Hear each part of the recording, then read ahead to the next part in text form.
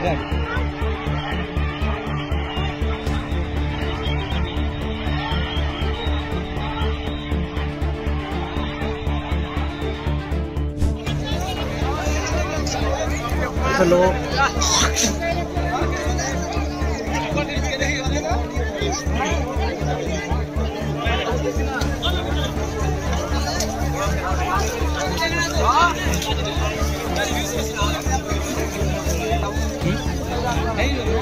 দুটো বম ফুটে নাকি পুলিশ নিচে নামো সব নিচে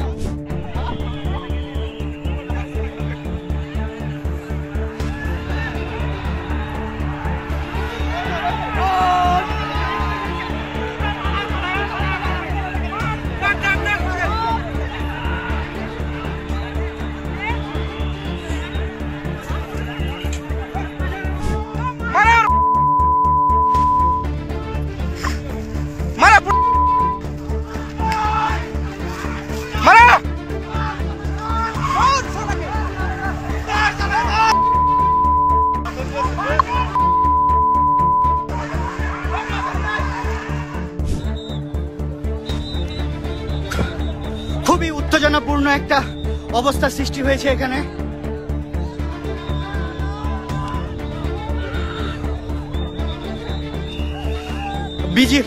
ভারতীয় নাগরিকরা একটু পরপরই ইট পাটকেল ছুটছে আর বাংলাদেশের অভ্যন্তরীণ এসব অবস্থান নিচ্ছে এবং তারা বোমাও ফাটাচ্ছে।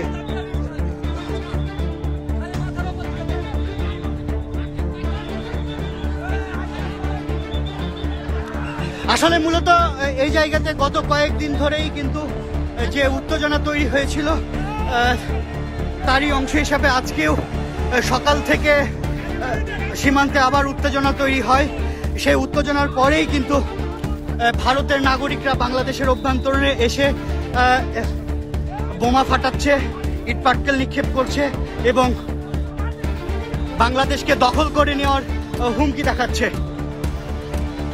কিন্তু এখানে স্থানীয়দের প্রত্যক্ষ সহযোগিতায় তারা বারবার ব্যর্থ হচ্ছেন এবং সীমান্তে এই মুহূর্তে হাজার হাজার মানুষ, এই অঞ্চলের হাজার হাজার মানুষ ঢাল হিসেবে দাঁড়িয়েছে ভারতের।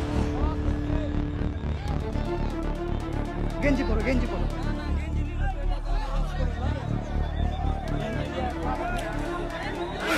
বিজিবির সাথেই সীমান্তে মানুষ কিন্তু বাংলাদেশকে পাহারা দিচ্ছে। যে বাংলাদেশ ভারত দখল করে নিতে চাচ্ছে সে বাংলাদেশকেই কিন্তু তারা পাহারা দিচ্ছে। তারা বারবারই সুরসুরি দিচ্ছে যে বাংলাদেশ তাদের সাথে ঝগড়া করবে, কিন্তু বাংলাদেশের মানুষ অত্যন্ত ভদ্রভাবে এবং খুব সাহসিকতার সাথেই তাদেরকে মোকাবেলা করছে সীমান্তে অবস্থান করে। এই মুহূর্তে রয়েছে আমি চাঁপাইনবাবগঞ্জের শিবগঞ্জ উপজেলার চোকা সীমান্তে। কয়েকদিন আগেই কিন্তু এখানে বিজিবি এবং বিএসএফ এর মধ্যে একটা উত্তেজনা তৈরি হয়, তখনও কিন্তু